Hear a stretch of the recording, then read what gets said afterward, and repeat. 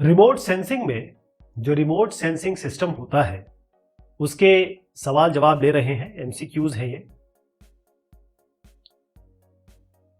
पहला इसमें सवाल है, विच of the following doesn't indicate a stage in remote sensing. तो रिमोट सेंसिंग के कुछ स्टेजेस होते हैं, जैसे अच्छा इसका अगर फौरी तौर पे देखा जाए तो आप नॉन कॉन्टैक्ट इमेजिंग है ये। आप ऑब्जेक्ट के पास मत जाइए और किसी तरीके से इसके बारे में पता कर लीजिए, सेंस कर लीजिए इसको। तो ये सारी चीजें हैं, इसमें क्या कौन सा इंडिकेट नहीं करता, ये स्टेज नहीं है रिमोट सेंसिंग की। तो क्या आपको लगता है इसका उत्तर? इसका उत्तर है एब्जॉर्प्शन ऑफ एनर्जी। जैसे मैंने आपको बताया, रिमोट सेंसिंग का मतलब ही होता है कि आपको इंफॉर्मेशन लेनी है, जानकारी लेनी है, बगैर उसके पास जाए हुए, कांटेक्ट नहीं करना है आपको। तो इसमें अलग अलग स्टेप्स होंगे। तो पहली चीज ये है कि आपका एक एनर्जी सोर्स होगा। अब मैं आगे एक्टिव पैसिव की बात करूंगा, लेकिन मान लीजिए ये आपका एनर्जी सोर्स है जो अभी हमारा सन है। यहां से ट्रांसमिशन हो रहा है, यानी कि एनर्जी जो भी इसके अंदर एनर्जी का फॉर्म अलग अलग हो सकता है वो आ रही है। यहाँ बेसिकली लाइट एनर्जी आ रही है, थोड़ी हीट भी आती है लेकिन लाइट एनर्जी आ रही है। उसके बाद यहां पर इस एनर्जी का इंटरैक्शन हो रहा है किसके साथ? जिसका हमें इमेजिंग करनी है, जिसका हमें सेंसिंग करनी है। उसके बाद क्या हो रहा है? यहां से हो रहा है रिफ्लेक्टेंस एनर्जी का, यानी कि एनर्जी जो यहां से आई इसके साथ संबंधित हुई, किसी तरीके से उसने अपना फॉर्म चेंज किया, रिफ्लेक्ट हुई, रिफ्रैक्ट हुई, जो भी हुआ वो यहां पर पहुंच गई। और फाइनली हमने क्या किया? इसको ट्रांसमिट किया और इसका उपयोग किया। यहां पर हम इसका उपयोग कर रहे हैं, तो ये चीज हमें यहां दिखाई दे रही है। ये स्टेजेस है। तो एब्जॉर्प्शन ऑफ एनर्जी, अगर एक बॉडी है उसने एनर्जी एब्जॉर्ब कर ली तो फिर हमें मिला क्या? कुछ नहीं मिला। वैसे तो हम एमिटेड देखते हैं, लेकिन वो वाली एनर्जी होती है जो ये जज्ब करने के बाद बाहर छोड़ता है। The electromagnetic wave travelling from source to the object is having the same wavelength. इसका मतलब ये है कि अगर यहां पर, मैं आपको पहले समझाता हूं, यहां से एक सोर्स है, ठीक, right, travelling from source to the object is having same wavelength. यहां से सोर्स है, ये आपका मान लीजिए ये ऑब्जेक्ट है हमारे, इनकी हमें इमेजिंग करनी है। क्या यहां से जो लाइट गई, मान लीजिए एक लैम्डा इसका वेवलेंथ था और यहां पर पहुंची तो भी लैम्डा होगा? ये सवाल है। तो उत्तर है इसका बी, फॉल्स। उसका कारण क्या है? एक छोटा सा एग्जांपल देखिए आप। अगर सन है यहां पर और यह अर्थ है, तो इसके बीच में क्या क्या है? Troposphere, stratosphere, mesosphere, thermosphere, exosphere, ऐसे करके है। अब यहां पर जब ये आएगी और इतने सारे पार्टिकल्स हैं, इतनी सारे आपके लेयर्स हैं, आयंस हैं, क्या क्या नहीं है, तो क्या आपको लगता है कि लैम्डा जो है वो यही लैम्डा आपको यहां लैम्डा मिल जाएगी? नहीं, चेंज होगी, वो थोड़ी परिवर्तित हो जाएगी, इसलिए फॉल्स कर देंगे इसका। Which of the following indicates the functioning of a sensor? Sensor का सीधा मतलब यह है जो सेंस करेगा। सेंस क्या करेगा? जो लाइट आएगी, एनर्जी आएगी, उसको वो सेंस करेगा। ओके, तो आप अब देखिए, पहले इसका उत्तर क्या है पहले बता देता हूं। Sensitive to wavelength. Which of the following indicates the functioning of sensor. Sensor का मतलब ही ये होता है, अगर ये सेंसर है तो ये किसी वेवलेंथ के प्रति, किसी लाइट के प्रति सेंसिटिव है, तभी तो ये आपको सेंस करके देगा। अगर एक सेंसर है जो केवल आईआर के प्रति सेंसिटिव है, ओके, विजिबल लाइट के प्रति नहीं है, तो आपको ये आईआर इमेजिंग करके देगा। जैसे अगर आप देखें सेंसर के टाइप क्या हो सकते हैं? पैसिव, एक्टिव, इसके बारे में आगे भी बात करेंगे। पैसिव मतलब ये होता है कि भाई लाइट बस आ रही है और ये ले रहा है। एक्टिव मतलब लाइट भेज भी रहा है और मतलब स्वयं सोर्स भी है, स्वयं जो है वो सेंसर भी है। तो पैसिव में स्कैनिंग, नॉन स्कैनिंग, इसमें एक्टिव में भी दो हो सकते हैं, और फिर इतने सारे इसके पार्टीशन हो सकते हैं। लेकिन हमारा मसला ये है, जो हमने यहां पर देखा, कि इसका उत्तर है सेंसिटिव टू वेवलेंथ। जिस भी वेवलेंथ, अब वेवलेंथ का मैं आपको जब आगे हम इलेक्ट्रोमैग्नेटिक स्पेक्ट्रम वगैरह के बारे में बात करेंगे, तो एक विजिबल लाइट का एक स्पेक्ट्रम है, उसी के प्रति अगर ये है तो केवल विजिबल लाइट पे कर सकता है, आईआर पे नहीं करेगा ये, तो सेंसिटिव है वेवलेंथ के। Among the following which indicates the correct set of classification of data। अब इसमें देखिएगा सब इन्होंने मिला दिया है। कैसे? Analogue, digital, binary, analogue, vector raster. तो सबसे पहली चीज ये होती है, जो रिमोट सेंसिंग जीआईएस वाले होते हैं वो सीधा वेक्टर रास्टर पे पहुंच जाएंगे।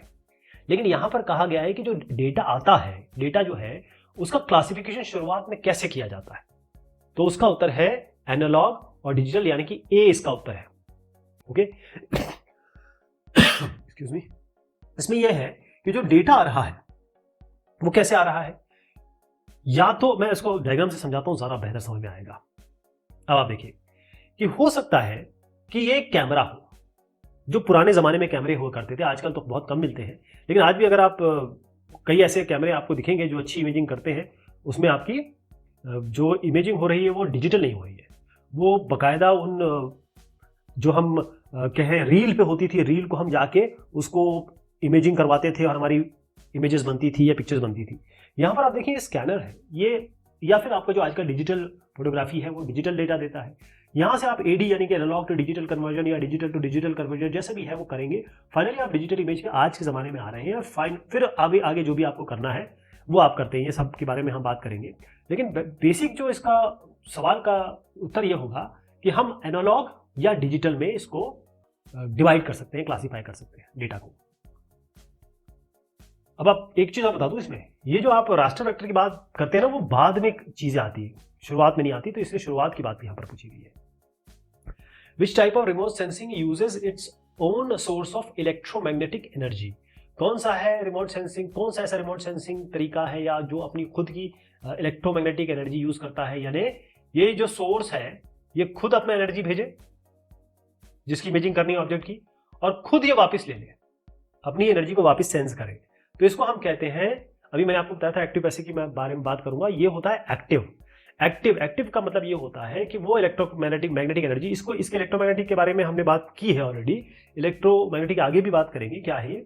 अभी फिलहाल ये समझ लीजिए कि जो खुद एनर्जी एमिट करेगा और खुद ही ले लेगा, एब्जॉर्ब कर लेगा, रिफ्लेक्टेड एनर्जी वाली जो यहाँ से टकरा के वापस आ रही है या फिर एमिट होकर आ रही है उसको वापस ले लेगा, राइट। जैसे कैमरा है, अगर एक कैमरे में फ्लैश आप जब देते हैं तो फ्लैश से क्या होता है, लाइट प्रोड्यूस होती है, लाइट इधर जाती है और उसी लाइट से इमेजिंग वो कर लेता है। पैसिव रिमोट सेंसिंग में कोई ऐसा सोर्स होता है जो उस रिमोट सेंसिंग का पार्ट नहीं होता है, वो कोई और होगा और उसकी लाइट से हम इमेजिंग कर रहे होंगे। मैं इसको जरा इस तरीके से समझाऊं आपको, देखिएगा। ये है पैसिव सेंसर्स, ये है एक्टिव सेंसर्स। एक्टिव सेंसर का मतलब है जैसे लिडार है, ये अपने आप यहाँ पर रेज भेजता है, मतलब वेव भेजता है और वापस इसको लेता है, खुद सेंस करता है। रडार में भी ऐसे ही होता है, रडार में भी इसी तरीके से होता है। यहाँ शॉर्ट वेवलेंथ की बात हो रही है जो VNIR में है, और ये लॉन्ग वेवलेंथ की बात हो रही है जो माइक्रोवेव स्पेक्ट्रम में आता है, इसके बारे में बहुत चर्चा करने वाले हम आगे। लेकिन यहाँ पर आप देखिए जो पैसिव सेंसर है इसमें ये खुद तो कुछ नहीं कर रहे हैं, ये केवल ले ही ले रहे हैं, ये ले रहे हैं दे रहे हैं, मतलब ले रहे हैं खुद ले रहे हैं और फिर दे भी रहे हैं, मतलब दे रहे हैं ले रहे हैं। यहाँ के ये सन जो है वो एनर्जी दे रहा है, ये लोग केवल लेने का काम कर रहे हैं। ओके, मल्टी स्पेक्ट्रम में कुछ बैंड होते हैं, हाइपर स्पेक्ट्रम में बहुत सारे बैंड होते हैं, 200 से ऊपर बैंड होते हैं। The correct sequence of transmission of electromagnetic waves in remote sensing system can be given as। अब मैंने आपको ये पहले भी बताया था, दूसरा एग्जांपल ले रहा हूं मैं आपके सामने। आपको याद है पहला सवाल जो हमने लिया था और उसमें जो मैं आपको चित्र मैंने दिखाया था वो इंपॉर्टेंट था, लेकिन उसको अगर हमने समझ लिया तो इसका उत्तर आप दे देंगे। ये अलग अलग स्टेजेस है। स्टेजेस क्या है, सबसे पहले क्या होता है, अगर आप यहाँ पर सन देख लें, एग्जाम्पल बहुत सिंपल एग्जाम्पल, सन ले रहे हैं और हम देख रहे हैं, इसका एग्जाम्पल लेते हैं। होता यह है कि ये एक एनर्जी सोर्स हो गया, यहाँ पर एनर्जी प्रोपोगेट हो गया, यानी कि प्रोपोगेशन ऑफ एनर्जी हो रही है। फिर यहाँ पर ये इंटरेक्ट कर रहा है, मतलब इंटरेक्शन हो रहा है, इंटरेक्शन ऑफ एनर्जी हो गया। फिर ये रिफ्लेक्टेंस हो रहा है, मतलब यहाँ से ये जो भी एनर्जी भेजेगा, यहाँ पर जो लिया है और वापस जो भेजेगा वही एनर्जी किस तरीके से भेज रहा है वो आपका रिफ्लेक्टेंस हो गया। फिर ये ट्रांसमिट हो रहा है सिग्नल, जैसे मान लीजिए ये सिग्नल आ रहा है हमारे ब्रेन की तरफ जा रहा है, और फिर इसका हमारा ब्रेन यूज करेगा इसको दिखाने के लिए या इसकी इमेज बनाने के लिए। तो ये पूरे स्टेप्स है। तो अगर आप यहाँ पर देखें, जो मैंने एक एक स्टेप बताया इसमें दो नहीं है, यहाँ पर दो गायब है, लेकिन सीक्वेंस यही होगा, एनर्जी सोर्स ये चीज, फिर प्रोपोगेशन ऑफ एनर्जी, जैसे एनर्जी आ रही है, लाइट आ रही है, और फाइनली ये जो फाइनल बताया उन्होंने, ट्रांसमिशन ऑफ सिग्नल।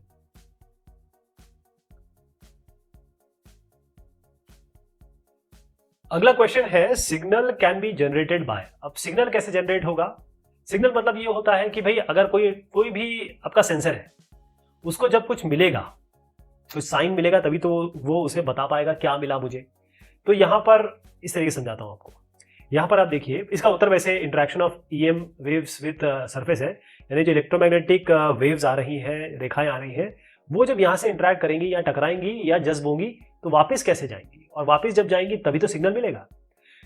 यहाँ ऐसा हो रहा है कि हर एक चीज, चाहे वो पत्थर हो, मिट्टी हो, निकल हो, क्रोमियम हो, आयरन हो, जो भी वस्तु है यहाँ पर, वो क्या होती है कि अलग अलग तरीके से अपना स्पेक्ट्रल सिग्नेचर देंगी। या स्पेक्ट्रल सिग्नेचर बहुत बड़ा शब्द नहीं है, वो अपने हिसाब से लैम्डा को देगी, और फिर वो हम बता सकते हैं कि हाँ अगर ये लैम्डा आ रहा है या ये सिग्नेचर आ रहा है तो यहाँ पर निकल है या फिर यहाँ क्रोमियम है, ऐसे बताया जाएगा इसमें। तो जब तक इंटरेक्शन नहीं होगा पता नहीं चलेगा। ये इसका ए उत्तर है। Which among the following is the first Indian remote sensing satellite. उसका चित्र पहले आपको दिखाता हूं, आप देखेंगे ये है IRS-1A। तो ये पहला इंडियन रिमोट सेंसिंग सैटेलाइट है जो मिड 1980 में इसको लॉन्च किया गया था। और इसमें अब आजकल तो खैर बहुत बड़े एडवांस से आ गए हैं, उसके बारे में हम बात भी करेंगे। तो अभी फिलहाल इसका उत्तर है आपका सी। Among the following, the correct set of remote sensing classification can be given as। अब रिमोट सेंसिंग का क्लासिफिकेशन कैसे करेंगे आप, जिसका हमने क्लासिफिकेशन ऑलरेडी देखा डेटा का। रिमोट सेंसिंग का जो मेन है वो है एक्टिव और पैसिव। एक्टिव और पैसिव हम समझ चुके हैं, एक बार और समझते हैं। एक्टिव मतलब ये होता है कि भाई ये अपना भेजेंगे भी और जो भी इंटरेक्शन होगा उसको वापस लेंगे भी, चाहे लिडार हो रडार हो, भेजेंगे और लेंगे। यहाँ पर जो पैसिव है वो केवल लेंगे, क्योंकि इस जो अल्टीमेट सोर्स है एनर्जी का, जैसे सन है, वो जो एनर्जी भेजता है वो किस तरीके से इंटरेक्ट करती है यहाँ पर जो भी ऑब्जेक्ट है जिसको सेंस करना है, और उसके हिसाब से यहाँ इमेजिंग करते हैं, चाहे वो मल्टी स्पेक्ट्रल ले, हाइपर स्पेक्ट्रल ले। एक्टिव और पैसिव में हम इसको डिवाइड करेंगे, तो बी है इसका उत्तर। The data obtained by the process of remote sensing needs great knowledge to understand it. अब ये बड़ा एक सब्जेक्टिव सा सवाल है कि भाई कोई ऐसा आदमी जिसको जानकारी बिल्कुल ना हो, क्या वो डेटा या जो भी कंटेंट आ रहा है रिमोट सेंसिंग से उसको समझ पाएगा, उसको डिसेमिनेट कर पाएगा, उसको एनालाइज कर पाएगा, उसका निरीक्षण सर्वेक्षण जो भी चीजें की जा सकती है उसका प्रॉपर यूज कर पाएगा? तो उत्तर है नहीं। जिसको पता नहीं है वो नहीं कर पाएगा, क्योंकि इसमें एक काम इन्वॉल्व नहीं है, एक चीज नहीं है। आपको पहले सन के बारे में पता होना चाहिए, सन की लाइट के बारे में पता होना चाहिए, मतलब पूरी इसमें ऑप्टिक्स और फिजिक्स आ जाती है। फिर ये इंटरेक्शन करेगा, इंटरेक्शन के बाद ये जहां जहां जाएगा, चाहे आपको सैटेलाइट के बारे में नॉलेज होना चाहिए, फिर जब ये आएगा तो आपको कंप्यूटर के बारे में नॉलेज होना चाहिए, फिर ये सारे रिसीवर्स के बारे में नॉलेज होना चाहिए, फिर जो इमेज निकल के आएगी, कंटेंट या डेटा निकल के आएगा, उसके बारे में नॉलेज होना चाहिए, उसको किस तरीके से प्रतिपादित किया जाए, किस तरीके से उसको दिखाया जाए, क्या वो सही है या गलत है, उसमें कोई त्रुटियां हैं तो उसको दूर किया जाएगा। हम बात कर रहे हैं रिमोट सेंसिंग प्रिंसिपल्स। इसके हम एमसीक्यूज लेंगे और उन एमसीक्यूज के जरिए इस रिमोट सेंसिंग प्रिंसिपल्स को समझने की कोशिश करेंगे। सबसे पहला सवाल है the relationship between velocity, wavelength and frequency. इसके बीच में क्या रिलेशनशिप है? कौन सा उत्तर है इसका सही? इसका उत्तर सही है बी। अब आप देखिए कैसे। कोई भी वेव ले लीजिए, आप एक रस्सी लीजिए, उसको हिलाइए, या आप समुद्र पे चले जाइए, वहां पर जो वेव्स आती है या इलेक्ट्रोमैग्नेटिक वेव्स होती है, वो सारी वेव्स होती है। तो वेव जो है इस तरीके से चलती है, उसका तरीका ही है। तो अगर हम इसको समझने की कोशिश करें, भाई इसका कैलकुलेशन कैसे करेंगे, तो हम इसके बीच में एक मीन लाइन बना देते हैं। ये जो मीन लाइन आप देख रहे हैं, ये मीन लाइन, ये वेव कितनी ऊपर जाती है और कितनी नीचे जाती है, इसको हम कहते हैं एम्पलीट्यूड। जो दो पीक है उसके बीच का डिस्टेंस, या फिर कहें जहां से शुरू हो रही है दोबारा जहां से शुरू हो रही है इसका डिस्टेंस, या फिर कहें जहां से नीचे जा रही है और दोबारा नीचे जा रही है उसका डिस्टेंस, एक ही बात है, तीनों एक ही चीज है। उसे हम कहते हैं वेव लेंथ। इसकी लेंथ कितनी, इस वेव की लेंथ कितनी। तीसरी चीज है इसकी स्पीड, किस तेजी से जा रही है। और एक और चीज आती है इसमें फ्रीक्वेंसी आप देखें, इसमें एक सेकंड में ये कितना चलती है, ये कितने इसके वेव फॉर्म्स है। अब अगर मैं इसको ऐसे बना दूं, ये ज्यादा हो गया ना, एक ही सेकंड में, मान लीजिए यहां से यहां तक 1 सेकंड था, अगर मैं थोड़ा सा और बना दूं तो ज्यादा हो गई, अगर मैं ऐसे कर दूं यहां से यहां तक केवल, ये कम हो गई, इसे फ्रीक्वेंसी कहते हैं। तो यहां पर अगर जो मैंने आपको बताया कि फॉर्मूला है lambda equal to C F, lambda equal to C by F. Lambda कैसे बनेगा या सी कैसे बनेगा? सी होगा इसमें लैम्डा इंटू एफ। इसमें लैम्डा क्या है? वेवलेंथ है, एफ फ्रीक्वेंसी है, इस तरीके से है। अगला सवाल है इसमें, remote sensing uses which of the following waves in its procedure. तो रिमोट सेंसिंग जब हम करते हैं, रिमोट सेंसिंग मतलब दूर से अगर हम किसी ऑब्जेक्ट के बारे में जानना चाहते हैं, नॉन कॉन्टैक्ट, तो फिर उसके लिए कौन सी हम वेव्स यूज करेंगे?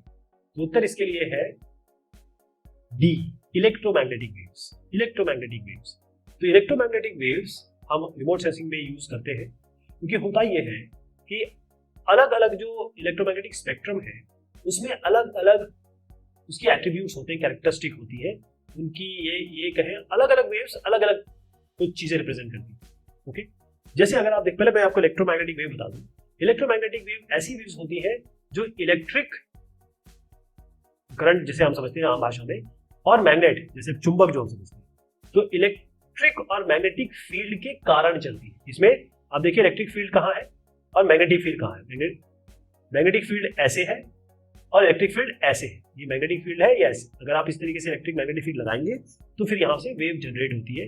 यही जो वेव बन रही है इसे हम इलेक्ट्रिक और मैग्नेटिक के कारण, मैग्नेट के कारण, ये बहुत बड़ा साइंस है, तो मैं जो बता रहा हूँ उसको आप बहुत लेमैन की तरह समझिए, एक सरल भाषा में। इलेक्ट्रोमैग्नेटिक वेव्स होगी। ओके, अब रिमोट सेंसिंग में हम इसका उपयोग करते हैं क्योंकि एक इलेक्ट्रोमैग्नेटिक स्पेक्ट्रम है जिसकी आगे मैं चर्चा करूंगा, या फिर पिछले डिस्कशन में हमने भी की थी। तो पूरा का जो पूरा स्पेक्ट्रम है उसमें एक पार्ट जो होता है वो विजिबल होता है, जो आपको दिखता है, इसके पीछे इसके आगे आपको नहीं दिखता है। जैसे आपका जब एक्सरे होता है तो आपको दिखता है क्या? नहीं दिखता। एक्सरे में आप नहीं देखते, आपको नहीं दिखता। अल्ट्रावायलेट रेज आपको नहीं दिखती। इंफ्रारेड जो गर्मी होती है, कभी आपने तवे के ऊपर हाथ रखा, आपको गर्मी महसूस होगी लेकिन वेव्स दिखेगी नहीं। तो इसलिए हर एक पार्ट में नई नई अलग अलग चीज दिखती है, इसलिए हम इसको इलेक्ट्रोमैग्नेटिक वेव्स लेते हैं, क्योंकि सारी की सारी इलेक्ट्रोमैग्नेटिक वेव्स हैं। Which of the following is not a principle of remote sensing? Remote sensing को अगर बहुत गूढ़ता से पढ़ा जाए, समझा जाए, तब आप इसको समझ पाएंगे कि इसमें कौन सा प्रिंसिपल नहीं है। तो इसका उत्तर है interaction of energy with satellite. अब देखिए, इलेक्ट्रोमैग्नेटिक एनर्जी तो बहुत जरूरी है, जिसमें मैंने आपको बताया इलेक्ट्रोमैग्नेटिक के बगैर काम नहीं कर चलेगा। अगर आप एक्टिव भी देखें या पैसिव भी देखें, एक्टिव में क्या होता है, आप खुद ही इलेक्ट्रोमैग्नेटिक वेव्स भेजेंगे और खुद ही इनको रिसीव कर लेंगे। पैसिव में आपका यहाँ सन होगा मान लीजिए, और उसकी इलेक्ट्रोमैग्नेटिक वेव्स आ रही है, वो आप वापस लोगे, वही ले लोगे जो टकराई यहाँ से, तब आप रिमोट सेंसिंग कर पाओगे। और उसके बाद क्या आता है कि इलेक्ट्रोमैग्नेटिक स्पेक्ट्रम, अब जैसे मैंने बताया पूरा स्पेक्ट्रम है हमारा, और हर एक वेवलेंथ, हर एक फ्रीक्वेंसी के हिसाब से एक रेंज है। जैसे मैं आपको एग्जांपल दूं, विजिबल लाइट में अगर आप रेड की बात करें तो रेड कलर जो होगा वो तभी दिखेगा जब उस लाइट उस फ्रीक्वेंसी उस वेवलेंथ की होगी। ओके, तो पूरा का पूरा ये हमारा यहाँ से लेकर यहाँ तक लंबा, मैं उसके बारे में चर्चा करूंगा अभी। इलेक्ट्रोमैग्नेटिक स्पेक्ट्रम जरूरी है। Interaction of energy with atmosphere, अब जब ये एनर्जी आ रही है, अब आपको जैसे मैंने आपको पहले भी बताया था कि यहाँ से लेकर यहाँ तक जब सन एनर्जी आ रही है, तो सन तो बहुत दूर है, यहाँ पर ट्रोपोस्फियर है हमारे ऊपर 9 से 14 किलोमीटर तक, स्ट्रेटोस्फियर है, मेसोस्फियर है, थर्मोस्फियर है, एक्सोस्फियर है, इनके साथ इंटरेक्शन होगा। लेकिन interaction of energy with satellite, इसका क्या मतलब है, क्या तात्पर्य है, ये हमें समझना होगा। तो रिमोट सेंसिंग ये इसमें इसका प्रिंसिपल नहीं है, this is not a principle, ये प्रिंसिपल नहीं है, ये एक प्रोसेस है। कैसे जब एनर्जी वापस लौटेगी, जैसे सन की एनर्जी आई और इसने टकराया जो भी पार्ट से और उसके बाद इसको सेंस किया गया, तो ये तो एनर्जी सेंसिंग होगी ना, इंटरैक्शन नहीं है, राइट। तो ये सारी चीजें। Which among the following waves is having less wavelength range? अब मैं आपको जो बता रहा था, वेव जो इलेक्ट्रोमैग्नेटिक स्पेक्ट्रम के बारे में बता रहा था, उसको देखिए। किलोमीटर बहुत लंबा होता है, बहुत बड़ा। कल 1 किलोमीटर जो होगा तकरीबन 1000 मीटर का होता है। इसका मतलब किलोमीटर सबसे बड़ा, मीटर उससे छोटा, और मिलीमीटर उससे भी छोटा, और नैनोमीटर उससे भी छोटा। 1 मिलीमीटर जो होता है वो 10⁻³ मीटर होता है। नैनोमीटर 10⁻⁹, 10⁻⁹ बहुत होता है। 1 मीटर तो कहाँ आप कहें 10⁻⁹, यानी कि 1 मीटर को आप 10⁹ से डिवाइड करते हैं। Which of the following waves is having less wavelength? कौन सी कम वेवलेंथ की है? जो सबसे कम दिख रहा है आपको नैनोमीटर है, सबसे कम वेवलेंथ। अब इलेक्ट्रोमैग्नेटिक स्पेक्ट्रम को आप देखिएगा, वेवलेंथ जो है वो लेफ्ट से लेकर राइट तक बढ़ती है, मतलब वेवलेंथ ये बढ़ गई।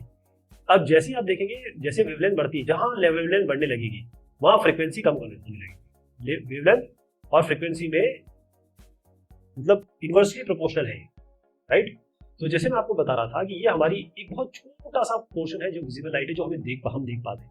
हम यहाँ नहीं देख पाते, हम यहाँ भी नहीं देख पाते। कई ऐसे जानवर हैं जो ये देख पाते हैं इंफ्रारेड, बल्कि कई जानवर तो शिकारी उसमें करते हैं। जैसे सांप है, वो शिकारी इंफ्रारेड पे ही करता है, उसका वो गर्मी सेंस करता है, हीट सेंस करता है। ऐसे अल्ट्रावायलेट, तो गामा रेज जो है सबसे ज्यादा फ्रीक्वेंसी है, सबसे कम वेवलेंथ है। और अगर आप रेडियो वेव्स पे आ जाए तो इसकी वेवलेंथ बहुत ज्यादा है लेकिन फ्रीक्वेंसी कम है। In visible region, the blue light is having wavelength range of, कौन सा है उसका अगर आपको आइडिया हो।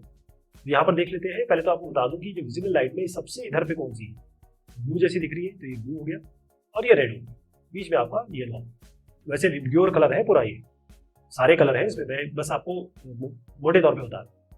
तो अगर आप देखें कि ब्लू लाइट कहाँ है, यहाँ है ब्लू लाइट, यहाँ पर है ना। तो शुरुआत कहाँ से हो रही है, देखिए 400 नैनोमीटर के जस्ट थोड़ा पहले से हो रही है। 400 नैनोमीटर देख रहे हैं ना आप, 100 नैनोमीटर। अब इसको अगर माइक्रोमीटर में चेंज करें, नैनोमीटर होता है 10⁹ और माइक्रोमीटर होता है 10⁻⁶, 3 का अंदर है। तो आप इसको थोड़ा डिवाइड कर दीजिए 1000 से। 0.4 समथिंग आ रहा है, लेकिन ये 0.4 से पहले से शुरू हो रही है ब्लू लाइट। तो आप यहाँ पर देख लीजिए, या तो ये होगा या ये होगा उसका सही उत्तर, ये है, राइट। और बाकी का भी बता सकते हैं, बाकी का भी रेंज आप देख रहे हैं ना, वो आएगा आगे। Which of the following field is used by the electromagnetic waves? Electromagnetic waves कौन सी फील्ड यूज करती है? तो अभी इसको फिर से देख लीजिए, यहाँ पर इलेक्ट्रिक फील्ड है, यहाँ मैग्नेटिक फील्ड है। अब इसमें मैग्नेटिक फील्ड का तो ऑप्शन है नहीं, केवल इलेक्ट्रिक फील्ड ही है, तो इलेक्ट्रिक फील्ड इसका उत्तर दे दीजिए आप। क्योंकि इलेक्ट्रिक फील्ड, देखिए मैग्नेटिज्म जो है वो इलेक्ट्रिक फील्ड से बड़ा रिलेटेड है। जहाँ इलेक्ट्रिसिटी होगी वहाँ मैग्नेटिज्म अपने आप पैदा होगा, जहाँ मैग्नेटिज्म होगा वहाँ पर अपने आप इलेक्ट्रिसिटी पैदा होगी। तो ये एक दूसरे के बहुत पर्याय हैं। इलेक्ट्रोमैग्नेटिक का नाम ही इलेक्ट्रोमैग्नेटिक से बना है, और दोनों ऑर्थोगोनल है। ऑर्थोगोनल मतलब परपेंडिकुलर, 90 डिग्री पे, ये 90 डिग्री है इनके बीच में। जो इलेक्ट्रिक कंपोनेंट है वो आपका वर्टिकल मैनर पे है, यहाँ से ये इलेक्ट्रिक फील्ड है, इधर भी इलेक्ट्रिक फील्ड है। ये जो देख रहे हैं आप, ये आपका मैग्नेटिक फील्ड है। वैसे बी से रिप्रेजेंट करते हैं इसको, यहाँ पर आप देखिए मैग्नेटिक फील्ड हमेशा बी से रिप्रेजेंट होती है, और उसके ऊपर एरो डालते हैं क्योंकि ये आपके वेक्टर्स हैं। Among the following which describes Stefan Boltzmann formula. तो आप देखेंगे कि मैंने एक इसमें एग्जांपल भी लिया है। स्टेफन बोल्ट्जमैन लॉ, ये क्या है? ये है जो रेडिएशन मिल रही है या एक रेडिएशन जो आपको एक बॉडी दे रही है, प्रोड्यूस या कहें एमिटेड। अब मान लीजिए आप कोई तवा गर्म कर लीजिए, फिर से तवा का एग्जांपल लेते हैं, तवा जिसमें रोटी चलाते हैं, रोटी पकाते हैं, उस तवे को छोड़ दीजिए तो ये एक एनर्जी फिर बाद में लिबरेट करेगी, एमिट करेगी। तो यही जो लिबरेट करेगी वो कितनी होगी, क्या होगी, ये हम स्टेफन बोल्ट्जमैन लॉ से पता कर सकते हैं।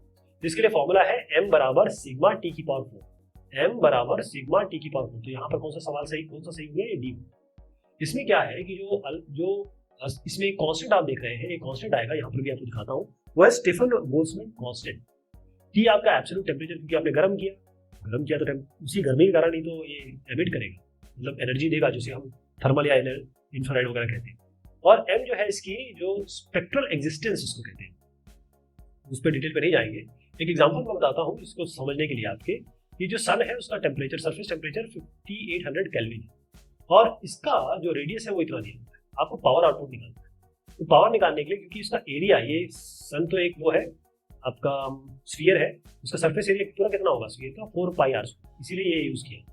सिग्मा तो खैर आप डायरेक्ट वैल्यू यूज करेंगे, स्टेफन कांस्टेंट ये यहाँ यूज कर लेंगे जो मैंने आपको बताया। और ये आपका हो गया, क्या वैल्यू हो गई, या टेम्परेचर टी की पावर 4, इसकी पावर 4 करेंगे, तो इस तरीके से उत्तर आप निकाल सकते हैं। Which of the following is not a classification of scattering principle? Scattering होती क्या है?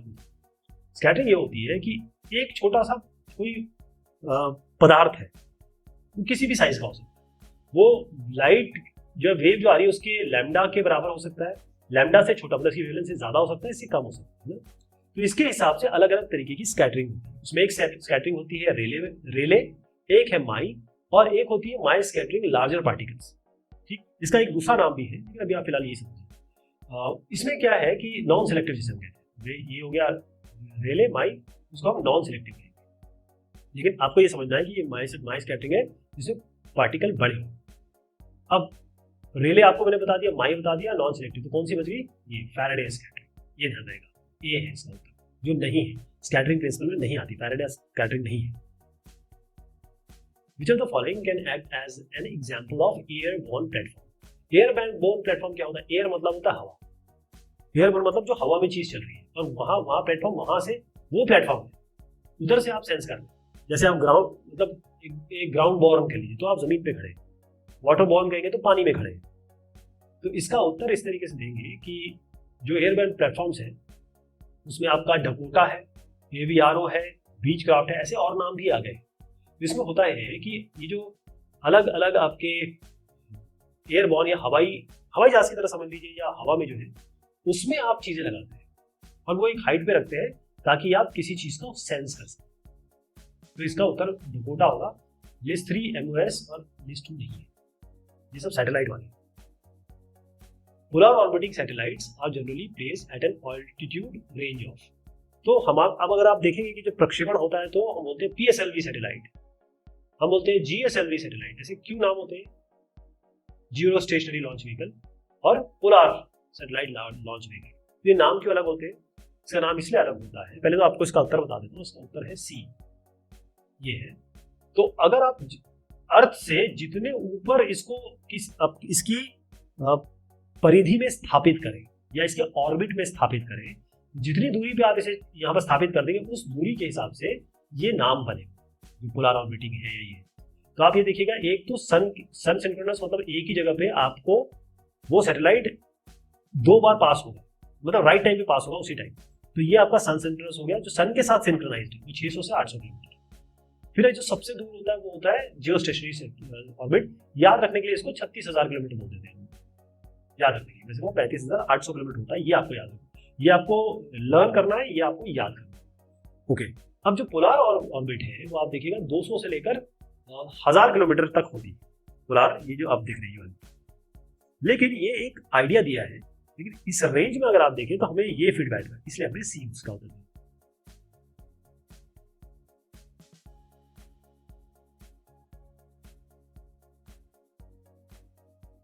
रिमोट सेंसिंग में इलेक्ट्रोमैग्नेटिक एनर्जी क्या होती है, एमसीक्यूज ऑब्जेक्टिव क्वेश्चन के जरिए जानने की कोशिश करेंगे। और इसमें पहला सवाल है, विच of the following has the maximum value in an electric और मैग्नेटिक फील्ड। इसके लिए पहले मैं आपको समझाऊं कि जब हम एक वेव या इलेक्ट्रोमैग्नेटिक वेव की बात करते हैं या किसी भी वेव की अगर हम बात करें, पहले तो ये समझिए सवाल कुछ इस तरीके से है कि कौन सी चीज maximum, which of the following has the maximum value. Maximum value किस चीज की हो सकती है। अब आप देखें कि वेरिएशन कैसे हो सकता है। वेरिएशन ये हो सकता है कि भाई ये वेव थोड़ी बड़ी हो जाए, ऐसी हो जाए, है ना, या इसी वेव को, ये जो पहली वेव है इसको मैं ऐसे कर दूं, दूसरी वेव को मैं ऐसे कर दूं, है ना, इस तरीके से हो जाए। तो यहां पर वेरिएट क्या होगा, मैक्सिमम मिनिमम क्या जा सकता है।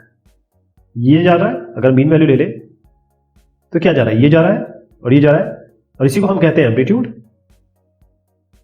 ये तो एम्पलीट्यूड है हमारी। तो अगर मैग्नेटिक फील्ड की बात करते हैं, इलेक्ट्रोमैग्नेटिक फील्ड की बात करते हैं, तो इसमें इलेक्ट्रिक फील्ड भी है, मैग्नेटिक फील्ड भी है, दोनों ऑर्थोगोनल है, परपेंडिकुलर चल रही है, हॉरिजॉन्टल वर्टिकल पैटर्न है। अब इस तरीके से होने के लिए, इस पैटर्न में होने के लिए कौन सी चीज मैक्सिमम होगी, कौन सी चीज ज्यादा होगी, वो है एम्पलीट्यूड, जो मैंने आपको यहां समझाया, ये है मैक्सिमम। इसका उत्तर आप क्या लिखेंगे, डी, एम्पलीट्यूड।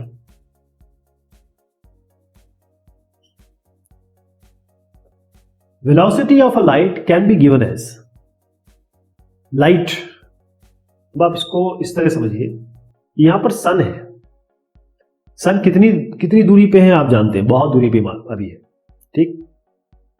लेकिन इसकी लाइट को आने में बहुत ज्यादा समय नहीं लगता है। अगर इतनी दूरी पे अगर आप चलना शुरू करें तो शायद जमाने गुजर जाएंगे, या फिर किसी भी स्पीड से आप जाएं तो भी जमाने लग जाएंगे वहां तक पहुंचने में, लेकिन लाइट को आने में समय नहीं लगता। क्यों? क्योंकि लाइट की जो स्पीड है वो है 3 × 10⁸। अगर मैं इसको, ये मजा नहीं आएगा इसको देखने में। अब आप देखिए, 1 2 3 4 5 6 7 8, अब देखिए इतनी स्पीड है इसकी पर सेकेंड, इतने मीटर ये चलती है, यानी अगर इसको मैं हटा दूं तो इतने किलोमीटर ये चलती है 1 सेकेंड में, 1 सेकेंड में चल जाती है। तो ये जो वेलोसिटी ऑफ लाइट है, एक और इसमें एग्जांपल देता हूं आपको कि कहीं बिजली कड़कती है तो आपको क्या होता है, पहले लाइट दिखाई दे देती है, बिजली कड़कती है, लाइटनिंग होती है, पहले लाइट दिखाई दे देती है, बाद में आपको साउंड आती है, क्योंकि लाइट की स्पीड बहुत ज्यादा है, इतनी स्पीड है। अगर आप देखें तो वैक्यूम और एयर में तो इसकी 3 × 10⁸ है, वाटर ग्लास में थोड़ी सी कम हो जाती है। तो वेलोसिटी ऑफ लाइट है 3 × 10⁸ मीटर पर सेकेंड। अब वेलोसिटी ऑफ लाइट हम कैसे निकालते हैं, इसमें हमारे पास जो ईएम वेव के प्रिंसिपल्स है, इलेक्ट्रोमैग्नेटिक वेव्स के अलग अलग प्रिंसिपल्स हैं, और साथ में हम प्लैंक लॉ को यूज करते हैं, जो हमने पिछले डिस्कशन में भी देखा है, लेकिन यहां पर भी हम देखने की कोशिश करेंगे। तो अप्रोक्सीमेट हमको एक जो इसकी संख्या है वैक्यूम में स्पीड ऑफ लाइट की, वो भी पता चल जाती है, 3 × 10⁸ कर दीजिए इसको, मीटर पर second. In electromagnetic waves electric field is not used. Electromagnetic wave का नाम ही इलेक्ट्रो और मैग्नेटिक है। इलेक्ट्रिक फील्ड, मैग्नेटिक फील्ड दोनों परपेंडिकुलर काम करती हैं, तभी वेव आगे बढ़ती है ऑर्थोगोनल स्ट्रक्चर में। तो इलेक्ट्रिक और मैग्नेटिक फील्ड दोनों ही है, और ध्यान रखिएगा इलेक्ट्रिक और मैग्नेटिक फील्ड आपस में एक दूसरे के पूरक है। अगर आप केवल करंट पास करें तो आप देखेंगे कि मैग्नेटिक फील्ड अपने आप जनरेट हो जाएगी। अगर आपके पास मैग्नेटिक फील्ड है और आप किसी डायरेक्शन में इसको रोटेट या फिर एक मूवमेंट कराएं तो इलेक्ट्रिक फील्ड अपने आप जनरेट हो जाएगी। इसके बहुत सारे एक्सपेरिमेंट हम देख चुके हैं। आपने अगर 9वीं 10वीं की, खासतौर पर 11वीं में भी बहुत ज्यादा है फिजिक्स में, ये सारी चीजें हमने बहुत डिटेल में देख रखी है। तो इलेक्ट्रोमैग्नेटिक वेव का मतलब ये है कि इसका नाम ही इलेक्ट्रिक और मैग्नेटिक फील्ड के नाम पे रखा गया है। ये एक वेव स्ट्रक्चर है जो आप यहां देख रहे हैं, और इसमें इलेक्ट्रिक फील्ड वर्टिकल है, ई, और मैग्नेटिक फील्ड इसके परपेंडिकुलर है, दोनों ऑर्थोगोनल है। तो ये कहना गलत हो जाएगा कि इलेक्ट्रिक फील्ड नहीं यूज होती। अगर यहां पर पूछा गया कि मैग्नेटिक फील्ड नहीं होती तो भी गलत होता है। Determine the wavelength if the frequency is given as 67 hertz. जब भी हम किसी वेव की बात करते हैं तो हमारे पास एक पहला जो दिमाग में फॉर्मूला आता है वो है speed is equal to wavelength into frequency. बस आपको ये करना है। इसका अगर अभी सवाल देख लेते हैं, फिर आपको एक और चीज बताऊंगा। इसमें पहली चीज ये है कि इसमें फ्रीक्वेंसी दी हुई है, यानी कि ये फ्रीक्वेंसी आपको दिखी है 67 हर्ट्ज। हर्ट्ज होता है, हर्ट्ज एक बहुत बड़े साहब हुए उनके नाम पे है। हर्ट्ज होता है पर सेकंड, नंबर ऑफ ऑसिलेशन पर सेकंड, कितने बार जो वेव है एक सेकंड में ऊपर नीचे हुई है तो पर सेकंड। तो यहां पर सेकंड देखेगा, ये सेकंड में आएगा। वेवलेंथ क्योंकि मीटर में है या सेंटीमीटर में है या किलोमीटर में है तो ये मीटर में, मतलब ये लेंथ इसकी यूनिट होती है। अब वेवलेंथ का मतलब क्या हुआ, यहां पर वेवलेंथ निकालनी है आपको, तो वेवलेंथ लिख दीजिए लैम्डा। ध्यान रखिए ये मीटर में आएगी। अब आपको स्पीड निकालनी है। स्पीड आपको दी हुई है, कैसे निकालनी, कैसे हो गई? यहां था क्या था, स्पीड ऑफ लाइट के बारे में हमने डिस्कशन किया, बिल्कुल यही चीज यहां चलेगी। हम यहां पर 3 × 10⁸ दे देंगे।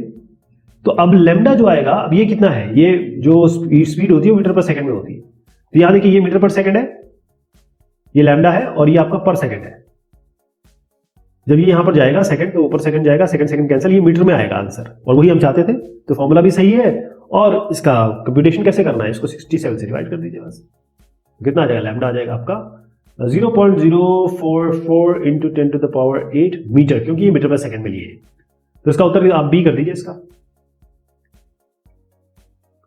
Find the value of energy if the wavelength is given as 43 metre. तो अब हम एनर्जी, ये जो फॉर्मूला है इसको आप दिमाग में बिठा लें क्योंकि ये आगे बहुत बार आने वाला है। इसमें जो एनर्जी है जिसको हम E या Q से भी रिप्रेजेंट करते हैं वो है hc/λ। एक एक चीज समझिए इसमें। H आपका है प्लैंक कांस्टेंट, जिसकी कांस्टेंट वैल्यू है 6.626 6.625 इंटू 10⁻⁻34। ये जूल सेकेंड्स में आता है। किस में आता है, जूल सेकेंड में। क्लियर। अब आइए आप सी पे, स्पीड तो हम सीख ही चुके हैं अभी तक, स्पीड ऑफ लाइट 3 × 10⁸ मीटर पर सेकंड। ये आएगा वेवलेंथ, वेवलेंथ होगी मीटर में, ध्यान रखिएगा ये मीटर में होगी। और ये आपका एनर्जी हो गया, है ना। एनर्जी किस में आएगी, जूल में आती है। तो अब आपको कहा गया है एनर्जी निकालनी है। यदि वेवलेंथ आपकी 43 मीटर है तो क्या हमारे पास सारी चीजें हैं, देखते हैं। पहले वेवलेंथ की जगह वेवलेंथ रख देते हैं, ठीक है। H प्लैंक कांस्टेंट है तो ये तो वैल्यू है ही हमारे पास, तो 6.625 इंटू 10⁻⁻34 कर दीजिए। अब आइए आप C पे, स्पीड ऑफ लाइट देखिए क्या है, 3 × 10⁸। बस बन गया काम, क्योंकि ये दोनों तो कांस्टेंट है। 43 आपकी ये है, और ध्यान रखिए जूल में आएगी। तो अगर इसको निकालने की कोशिश करेंगे आप तो 0.46 इंटू 10⁻26 जूल्स आएगा, जो कि आपका ये आंसर है। सो ध्यान में रखिएगा, ये बार बार आएगा। If the intensity of a wavelength decreases, the energy released will be। पहले आप देखिए कि किसी भी वेव के लिए वेवलेंथ और एनर्जी में रिलेशनशिप इन्होंने कहा है कि बढ़ेगी घटेगी। तो यहां सीधा देखिए, अगर मैं एनर्जी को लिखूं hc/λ, तो मुझे इससे तो मतलब होना ही नहीं चाहिए क्योंकि ये कांस्टेंट है। तो अगर इस कांस्टेंट को हटाते हैं तो हम प्रोपोर्शनैलिटी साइन लगा देते हैं। तो एनर्जी बढ़ेगी तो लैम्डा घटेगी। अगर इसका मतलब अगर लैम्डा बढ़ेगा तो एनर्जी घटेगी, मतलब इनवर्स रिलेशनशिप है। तो क्लियर यहां से पता चल रहा है इस रिलेशनशिप से, अगर ये E ऐसा होता, बाई चांस होता नहीं है लेकिन ऐसा होता, तो ये बढ़ती तो ये बढ़ती, ये घटती तो ये घटती, लेकिन ऐसा तो है नहीं, ये 1/है। तो इसीलिए अगर इंटेंसिटी ऑफ वेवलेंथ डिक्रीजेस, अगर ये कम होगी तो एनर्जी बढ़ेगी। इंक्रीज कर दीजिए इसको A। इसलिए मैंने आपको बताया था ये फॉर्मूला आपको दिमाग में बिठा लेना। What will be the wavelength if the energy produced is 36 joule. Same formula, clear हो गया। E इक्वल्स टू hc/λ, एक एक टर्म भी आपको पता है। इस बार आपको यहां पर 36 रखना है, H आपको रखना है 6.626 इंटू 10⁻34, C की जगह रखना है 3 × 10⁸ मीटर पर सेकंड। लैम्डा निकालना है, निकाल लेंगे। लैम्डा आपका आएगा 0.55 इंटू 10⁻26, जो कि आप यहां देख रहे हैं, बी वाला उत्तर सही है इसका। In an electromagnetic field which field is placed horizontal. चलिए देख लेते हैं। इसमें हॉरिजॉन्टल एक फील्ड होती है और मैग्नेटिक एक वर्टिकल फील्ड होती है। तो हॉरिजॉन्टल फील्ड जो होती है वो बी से रिप्रेजेंट करते हैं, ये मैग्नेटिक फील्ड है। और वर्टिकल जो होती है उसको ई से रिप्रेजेंट करते हैं, ये आपकी इलेक्ट्रिक फील्ड है, ध्यान रहेगा। ओके, तो उत्तर इसका क्या कर देंगे हम? पहली चीज तो ये है कि गामा रेज तो रे होती है, या तो इन्होंने सवाल ही दूसरा पूछा है। सोलर फील्ड ये तो इस कॉन्सेप्ट में ही नहीं है, इलेक्ट्रिक फील्ड हो सकती है या फिर मैग्नेटिक फील्ड होती है, इन दोनों में एक आंसर हो सकता है। अगर यहीं पे अगर वर्टिकल होता तो आपका आंसर बदल जाता, आप क्या कर देते, इसकी जगह इलेक्ट्रिक फील्ड लिखते, तो इसका उत्तर क्या हो गया? Magnetic field, D. The wavelength sensed in remote sensing are, कौन कौन सी? इसके लिए आपको जरा इलेक्ट्रोमैग्नेटिक स्पेक्ट्रम पहले समझना पड़ेगा, जो कि हम काफी बार डिस्कशन कर चुके हैं पिछले बात जब हमने बात की थी। इलेक्ट्रोमैग्नेटिक स्पेक्ट्रम की एक परिधि है, मैंने हॉरिजॉन्टल दिखाई थी, इस बार मैं वर्टिकल दिखाऊंगा। इन्होंने ये कहा है कि वेवलेंथ जो है वो किस लिमिट कहां से कहां तक है उसकी।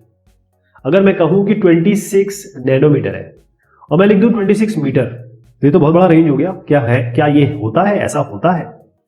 तो उत्तर इसका ये है, मैं आपको छोटे से छोटा बताऊंगा, बड़े से बताऊंगा। पहले इलेक्ट्रोमैग्नेटिक स्पेक्ट्रम की बात कर लेता हूं। यहां से हम शुरू करते हैं यहां तक, यहां पर आपके रेडियो वेव्स आती हैं, और ये जो वेव्स है आपकी अल्ट्रावायलेट है, इस तरीके से रेज आती है, फिर ये बढ़ती बढ़ती आती है, यहाँ कहीं विजिबल आता है, फिर IR आता है। रेडियो वेव्स ऐसी होती हैं जो बड़े बड़े पहाड़ों को भी क्रॉस कर जाती है, तभी तो आप रेडियो सुन पाते हैं। रेडियो शिलोंग में चल रहा होगा, रेडियो चल रहा होगा दिल्ली में, और मुजफ्फरनगर का आदमी सुन रहा है, कैसे? इस कारण से। लेकिन ये जो अल्ट्रावायलेट है या एक्सरे है, ये जो भी रेज जो छोटी वेवलेंथ की होती है वो वहीं रुक जाती है, छोटी वेवलेंथ वहीं रुक जाएगी, वो आगे बढ़ेगी, बढ़ ही नहीं पाएगी, क्योंकि छोटी वेवलेंथ होती है, यहीं टूट के बिखर जाएंगे, ये आगे बढ़ जाएंगे। तो ये तो इतनी बड़ी, पहाड़ कितना होता है, मीटर्स में होता है, किलोमीटर्स में होता है, लेकिन ये कितने में होता है? वो छोटी सी होती है, बहुत छोटा लेंथ, इसको मीटर, माइक्रोमीटर, मिलीमीटर या नैनोमीटर तक ले जाते हैं हम। तो सबसे बड़ा किलोमीटर हो गया, रेडियो वेव से बहुत बड़ी है। थोड़ा नीचे आइए, यहाँ पर मीटर हो गया, फिर और आइए इंफ्रारेड आपका 10 की, ये देखिए 1 मीटर 1 सेंटीमीटर यहां तक आए।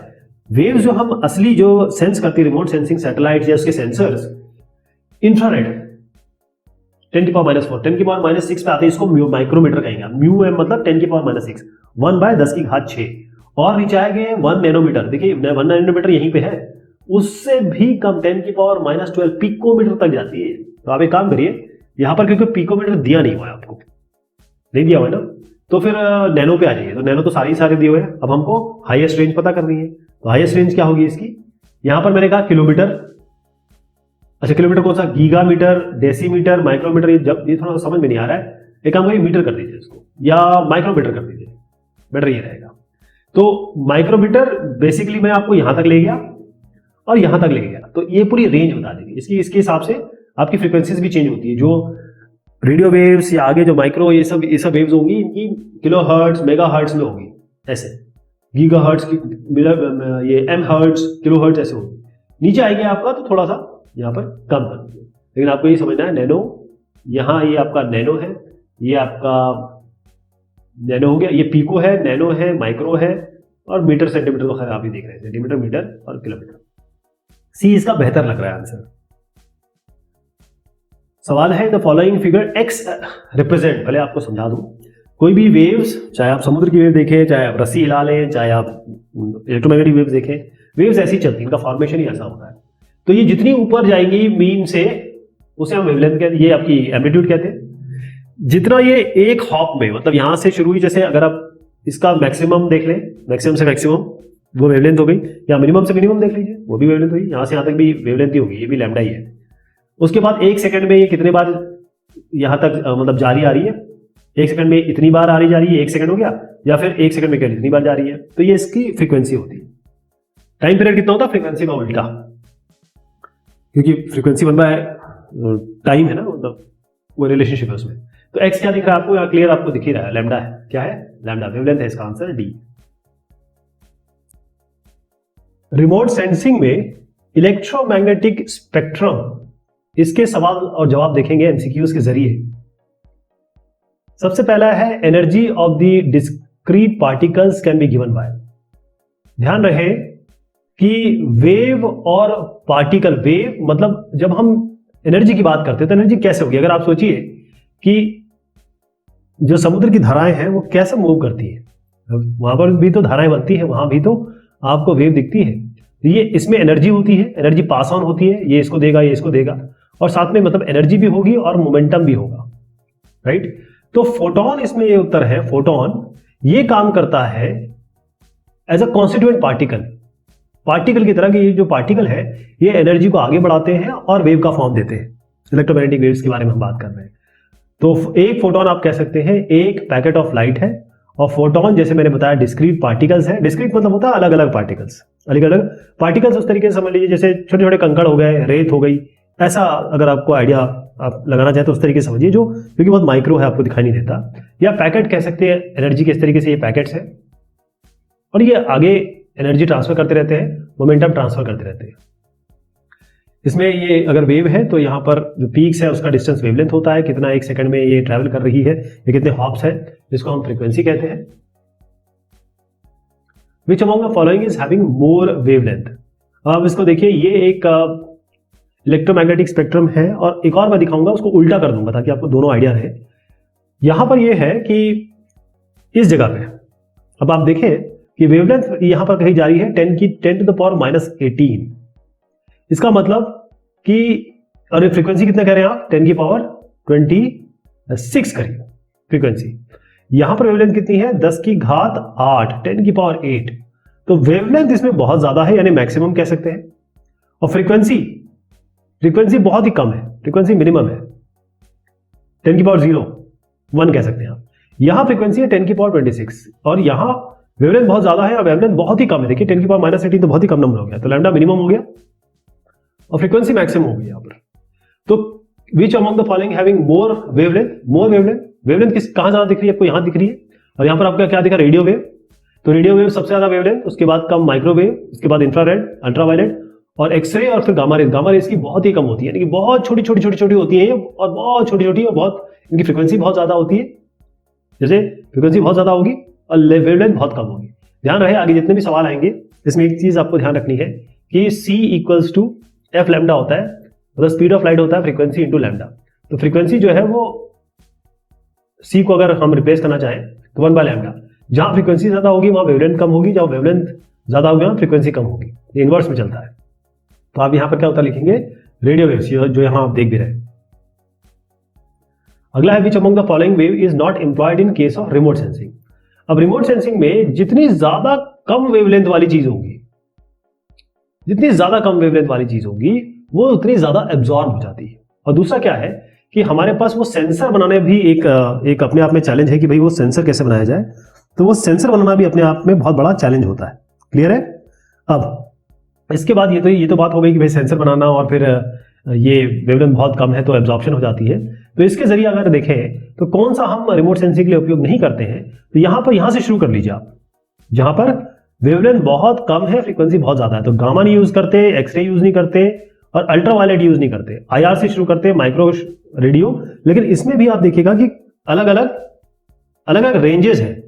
एटमॉस्फेरिक विंडो जिसे हम कहते हैं, वही उसी फ्रीक्वेंसी रेंज में आप कर सकते हैं। ऐसे नहीं कि पूरा हम IR यूज करते हैं, पूरा नहीं यूज करते, कोई एक विंडो होती है वही हम करते हैं, बाकी जगह एब्जॉर्प्शन हो जाता है।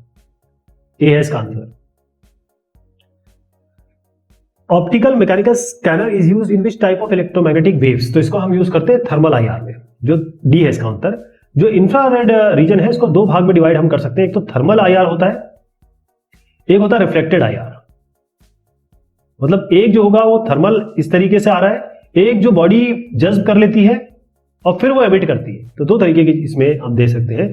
तो थर्मल IR इसमें ऑप्टिकल मैकेनिकल स्कैनर होता है, और एक बड़ा एक स्पेशल सिस्टम है जो आपका प्रोड्यूस करेगा इमेजेस, थर्मल इमेजेस प्रोड्यूस करेगा। और इसकी रेंज क्या होगी, वेवलेंथ, जो वेवलेंथ कौन सी रेंज की होगी जिसको ये सेंस करेगा, 3 से 5 माइक्रोमीटर, 3 से 5 micrometre. Radio waves are having the longest wavelength among the electromagnetic waves. बिल्कुल सही है, रेडियो वेव्स की सबसे ज्यादा वेवलेंथ होती है, क्योंकि आप देखें कि यहां पर आपका रेडियो स्टेशन है, यहां पर टेलीविजन स्टेशन है, और आप यहां पर है। कैसे आप सुन लेते हैं, बड़ी वेव्स होती हैं, ऐसे आती हैं, ये पहाड़ को भी क्रॉस कर जाती हैं, बड़े बड़े घरों को, बड़े बड़े बिल्डिंगों को भी क्रॉस कर जाती हैं, क्योंकि वेवलेंथ ज्यादा होती है, राइट। तो आप ये कहेंगे radio waves are having the longest wavelength. तो यहां आपको दिख भी रहा है वेवलेंथ कितनी ज्यादा है इसकी, 10 की घात 8। Gamma rays are having a wavelength of, gamma rays की वेवलेंथ क्या है आपकी, गामा। आप देखिए पहले यहां पर आप गामा पे आ जाइए, ये गामा सबसे, इसकी फ्रीक्वेंसी सबसे ज्यादा है, वेवलेंथ सबसे कम है, बहुत कम है। और यहाँ फ्रीक्वेंसी और वेवलेंथ, जैसे आप देखें कि ये वेवलेंथ बहुत ज्यादा है, फ्रीक्वेंसी बहुत कम है। तो अब यहां पर हम बात करेंगे तो इसका मैं आपको बता दूं, लेस देन 0.03 नैनोमीटर है। 0.03 नैनोमीटर अगर आप गामा रेज की बात करें, उससे भी कम है वैसे, लेकिन लेस देन 0.03 नैनोमीटर इसमें दिया है, तो हम इसको यही उत्तर हम इसमें लिख देंगे। उससे भी कम है, मैं बता दूं आपको, क्योंकि ये ऑप्शंस ऐसे दिए हैं। विच of the following waves can be used in case of remote sensing, कौन सी रिमोट सेंसिंग में यूज कर सकते हैं? जैसे मैंने बताया, यूवी नहीं यूज कर सकते, एक्स नहीं कर सकते, हम गामा नहीं कर सकते, विजिबल रेज तो यूज करते ही। अगर आप कैमरा भी देखें अपना, कैमरा भी तो एक टाइप की रिमोट सेंसिंग डिवाइस है, तो उसमें आप क्या करते हैं, विजिबल लाइट जो सनलाइट होती है या कोई अंदर घर की जो लाइट होती है उसका यूज करते हैं आप। तो इलेक्ट्रोमैग्नेटिक स्पेक्ट्रम में बहुत सारे क्लासिफिकेशन है, जिसमें बहुत सारी चीज एब्जॉर्ब हो जाती है, एटमॉस्फेयर उसे जज्ब कर लेता है, और हम बहुत सारी चीजें यूज नहीं करते, मतलब पूरे का पूरा स्पेक्ट्रम हम यूज नहीं कर पाते। खासतौर पे ये जो है आपके गामा रेज हो गई, एक्सरे हो गई, अल्ट्रावायलेट, ये तो हम यूज नहीं कर पाते। फ्रीक्वेंसी इनकी बहुत, जो वेवलेंथ एक तो बहुत ज्यादा कम है और फ्रीक्वेंसी इनकी बहुत ज्यादा है, इस कारण से एब्जॉर्प्शन भी होता है और सेंसर भी बनाना थोड़ा मुश्किल होता है इसका। विच of the following indicates the correct set of combination of radio waves. अब आप देखिए इसका उत्तर यहां से हम दे सकते हैं। इसका उत्तर पहले समझ लीजिए कौन सा है। इसका उत्तर है रेडियो वेव्स पे आ जाइए। रेडियो वेव्स में आपको क्या दिख रहा है, ये रेडियो वेव्स है। यहाँ पे इसकी वेवलेंथ कितनी है, बहुत ज्यादा, तो वेवलेंथ इज टू मच, और फ्रीक्वेंसी कितनी है, बहुत कम। तो longer wavelength and less frequency, longer में तो बी है इसका उत्तर, इसको बी करेंगे आप। यहीं पर अगर आपका सवाल होता कि भाई रेडियो वेव्स की जगह गामा रेज लिखा होता तो आप क्या करते, ए सही करते, shorter wavelength and high frequency. How much wavelength is reflected back by the earth surface from the absorbed sun radiation. इसमें यह होता है कि हाउ मच वेवलेंथ इज, कितनी वेवलेंथ, तो इसमें अर्थ एनर्जी अगर आप बजट देखें तो क्लियर आपको पता चलेगा कि जो अर्थ की हमारी एनर्जी आती है, अब वेवलेंथ ये तो एनर्जी भी वेवलेंथ की बात कर रहे हैं, क्योंकि एनर्जी कहां से आती है, रे से आती है। E इक्वल टू आप देखते हैं कि एच सी बाय लैम्डा हमने देखा हुआ है, C equal to nu F frequency into lambda हमने देखा हुआ है। इन सब में वेवलेंथ की बात जरूर होती है। तो इसका उत्तर जो है वो है बी, 0.5 माइक्रोमीटर, ये है उसका उत्तर। अगर सारा का सारा आप देखें तो 100% जो सोलर एनर्जी आ रही है, 6% तो रिफ्लेक्टेड में चली गई। ऐसा आप देखिए कुछ क्लाउड रिफ्लेक्ट कर देता है, ऐसे कुछ आती है एब्जॉर्ब कर देता है लैंड, क्योंकि ओशन भी है, बहुत ज्यादा पोर्शन तो ओशन ही है, पानी है, समुद्र है, वो अब्जॉर्ब कर लेता है, फिर वो रिफ्लेक्ट करता है, या फिर अब्जॉर्ब करके थोड़ा बहुत रिफ्लेक्ट करता है। ये सारी चीजें इसमें दी गई है, इसको हम अर्थ एनर्जी बजट कहते हैं। EM wave varies from where to where. अब पहले तो यहां देखिए, ये मैंने उल्टा कर दिया है ना, ये जो आपका इलेक्ट्रोमैग्नेटिक स्पेक्ट्रम उसको उल्टा कर दिया। अब यहां पर इस जगह पे गामा रेज लगा दी है, इस जगह पे लगा दी है आपकी रेडियो वेव्स। रेडियो वेव्स की वेवलेंथ जो होती है लैम्डा मैक्सिमम होता है और फ्रीक्वेंसी मिनिमम होगी। अब इलेक्ट्रोमैग्नेटिक वेव्स कहां से कहां तक वेरी करते हैं। अगर आप कहें कि भाई मीटर, यहां पर मैं इसकी बात करता हूं नैनोमीटर से माइक्रोमीटर, तो नैनोमीटर तो आपकी 10⁻⁹ हो गया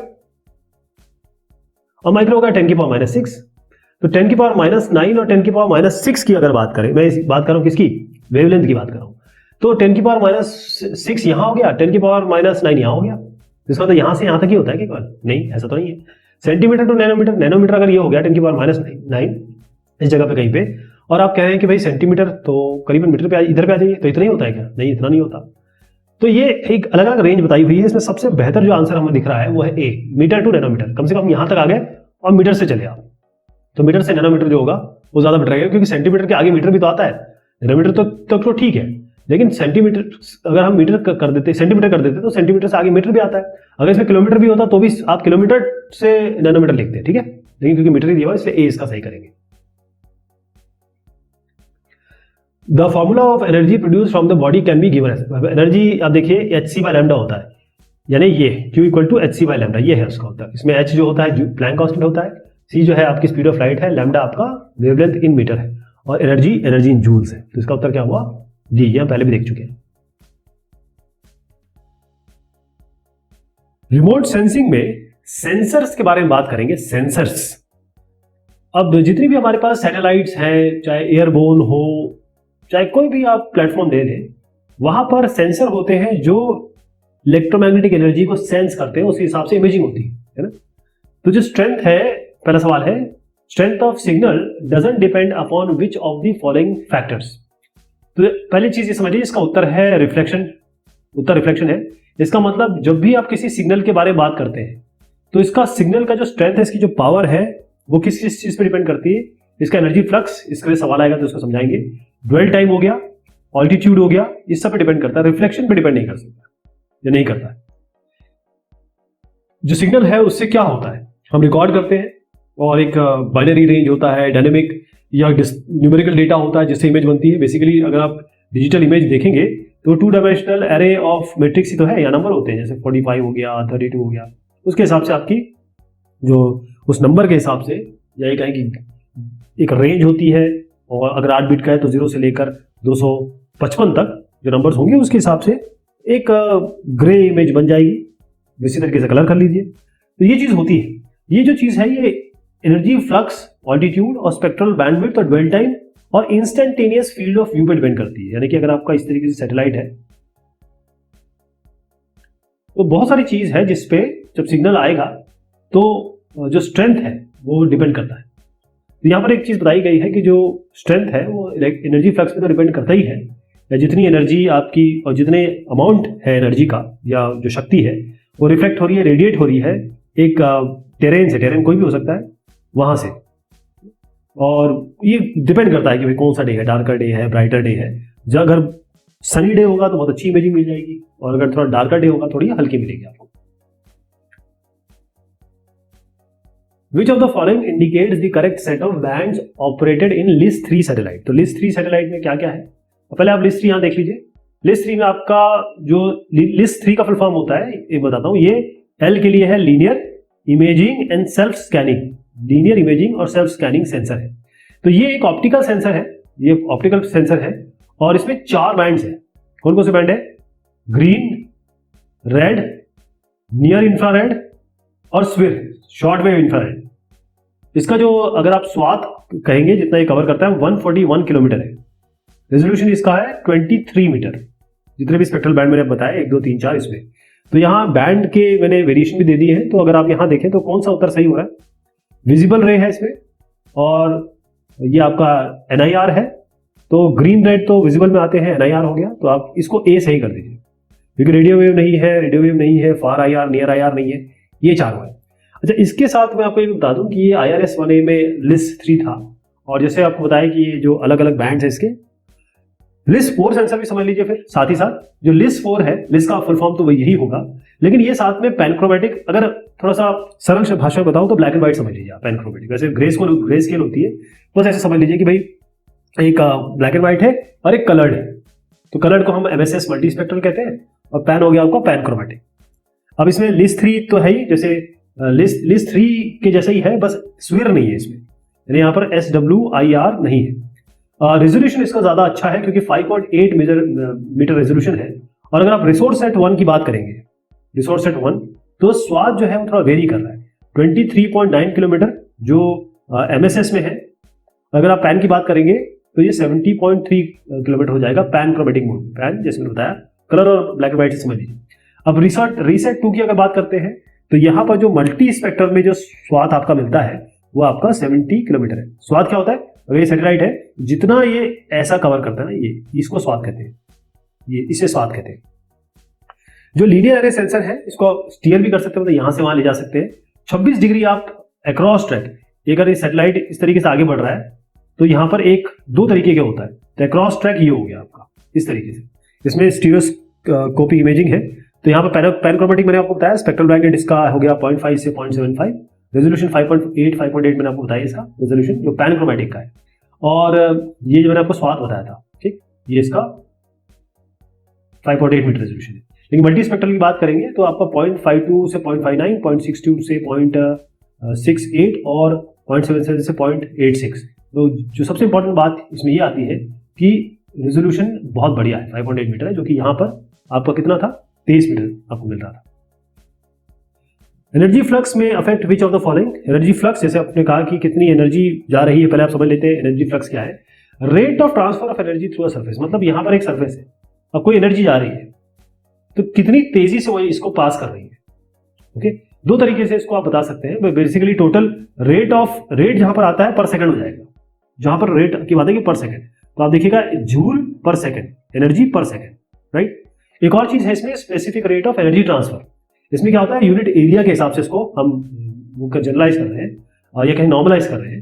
तो इसमें क्या हो जाएगा, जूल पर मीटर स्क्वायर पर सेकेंड, जूल पर मीटर स्क्वायर पर सेकेंड। तो ये जूल पर मीटर स्क्वायर आपका पावर हो गया, तो पावर पर, या पावर कहेंगे तो वॉट हो जाएगा, वॉट पर मीटर, वॉट पर सेकेंड हो गया, वॉट पर मीटर स्क्वायर। ये जूल बाय सेकेंड आपका, जूल पर सेकेंड आपका पावर हो जाता है।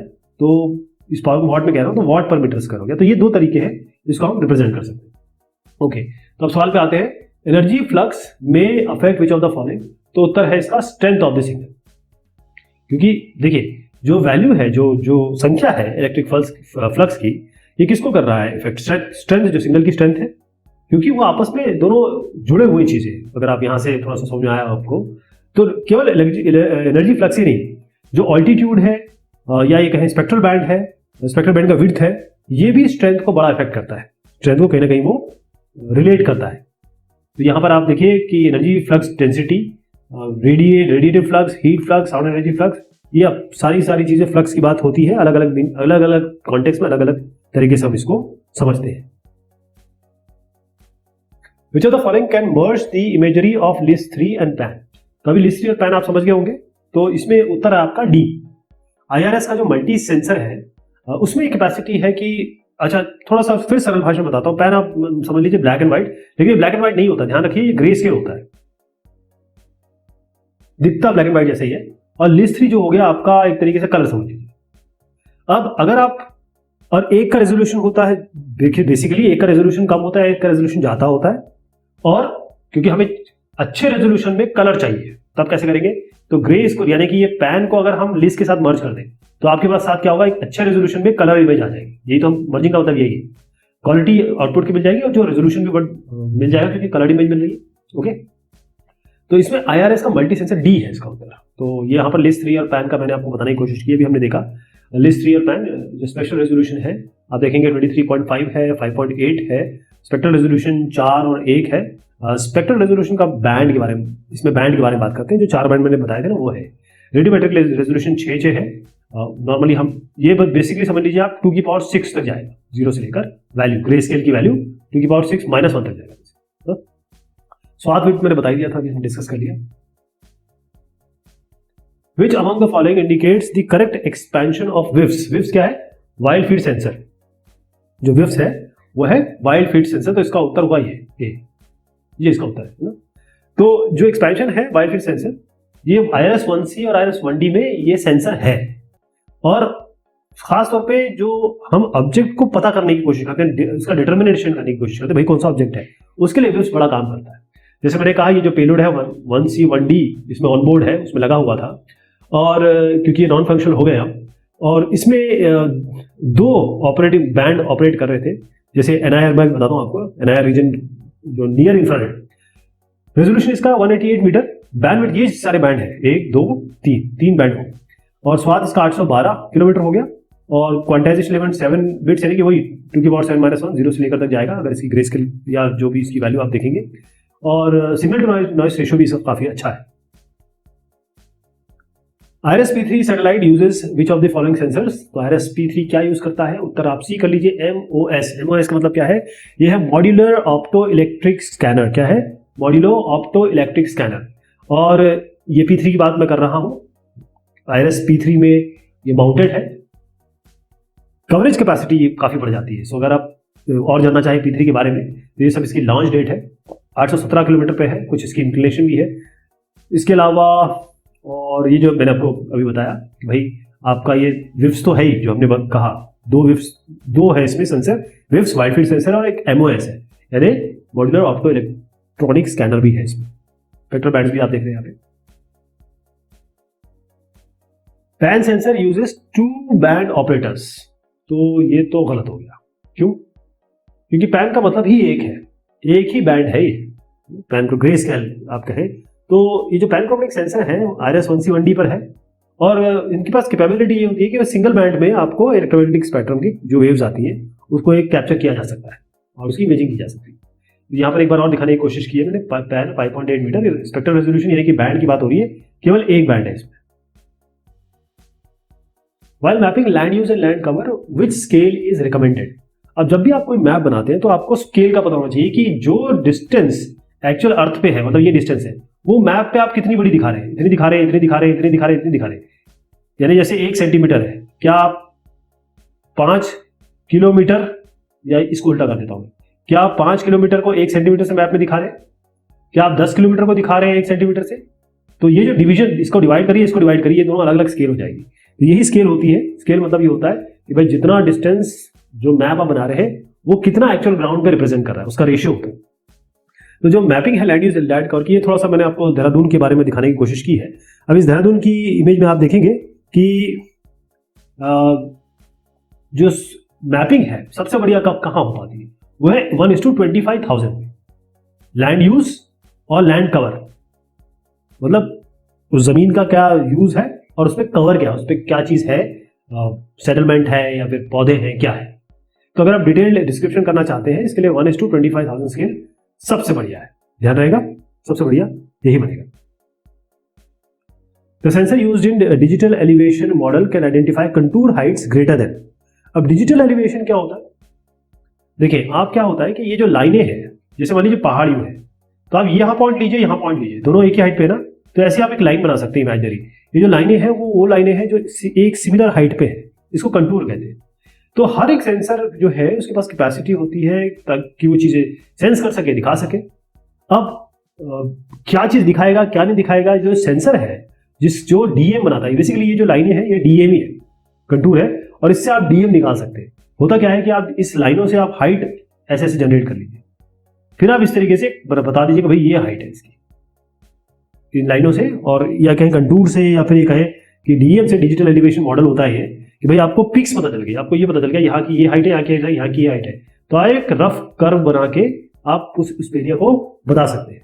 लेकिन उसका उत्तर जो है हमारे इसमें वो 10 मीटर है, ठीक है। Can determine object higher greater than 10 metre, है ना, काफी काम में आता है ये डिजिटल एलिवेशन मॉडल, खासतौर पर 3D का जब आप काम करते हैं ना, 3D वहां बहुत काम आता है। अगला सवाल है IRS-1A 1B satellite can carry which of the following sensors. वैसे तो ये अभी जा चुके हैं, IRS-1A 1B तो नहीं है, लेकिन अगर हमें इसे थोड़ा याद करना हो या फिर इसके बारे में थोड़ा सा पीछे जाना हो तो इसमें लिस्ट 1 और लिस्ट 2 सेंसर ये नॉन फंक्शनल हो चुके हैं, राइट, लिस्ट 1 एंड लिस्ट 2। अब आप कहेंगे लिस्ट 1 लिस्ट 2 लिस्ट 3 लिस्ट 4 तो देख लिया, तो लिस्ट 1 लिस्ट 2 भी देख लीजिए। IRS-1A 1B, IRS-1A 1B list 1 list 2। अब इसमें देखिएगा ये 4 इसमें स्पेक्ट्रल बैंड है, BGR और NIR। लिस्ट 2 बिल्कुल सेम इसी के तरीके से है। अच्छा, ये कुछ सैटेलाइट आपको बताना चाह रहा हूँ। अच्छा, इसका एक और चीज देख लेते हैं, इसकी जो स्पेशल रेजोल्यूशन है वो बहुत ज्यादा थी, 72.5, इसकी थोड़ी ठीक थी 36.25। फिर IRS-P2 आया, लेकिन वही इसका ये तो नहीं रहा, लेकिन रेजोल्यूशन इसका 36.25 आ गया। फिर IRS-1C 1D में हमको 23.5 मिला, 23.5 मिला, और फिर धीरे धीरे ये रेजोल्यूशन ठीक होते गए। और ये बैंड है, अलग अलग बैंड, अगर आप एक व्यू में देखना चाहेंगे तो पहले 1A 1B आया, फिर P2, फिर 1C 1D, फिर P3, फिर P4, P6, P5, फिर कार्टोसेट 2 2007 में आया। और इनके सारे रेजोल्यूशन देखिएगा आप कि कार्टोसेट 2 में तो आपको 1 मीटर करीब 0.8 मीटर रेजोल्यूशन है। रेजोल्यूशन मतलब होता है 2 पॉइंट के बीच में कितना डिसर्नेबल डिस्टेंस है, तो आप आराम से पता कर सकते हैं कौन सी चीज क्या है। रेजोल्यूशन ये होता है कितना रिजॉल्व कर सकते हैं आप दो ऑब्जेक्ट जो आसपास है।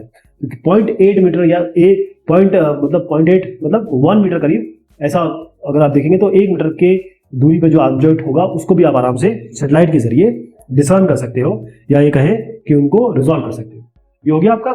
इसको थोड़ा सा एक आइडिया ले लेते हैं। एक और चीज दिखा देता हूं आपको, ये हमारे अर्थ ऑब्जर्वेशन सैटेलाइट है, रिमोट सेंसिंग सैटेलाइट है। कुछ मैंने बताने की कोशिश की है, तब थोड़ा सा आइडिया लग जाए कि कब क्या हुआ था। जैसे रिसेंट अगर आप देखें तो रिसेट 2 भी आ रहा है, जो दिसंबर 2019 में लॉन्च हुआ था। फिर उसके पहले कार्टोसेट 3 है, रिसेट 2 भी उसके पहले, और बाकी और भी है यहाँ पर। जो कार्टोसेट 2 की सीरीज आप देख रहे हैं, ये सारी आपके हाल फिलहाल में ही हुई है। चलिए साहब, ये बात हुई इस डिस्कशन की, इसमें हम MCQ के जरिए जानने की कोशिश की सेंसर के बारे में। बहुत शुक्रिया।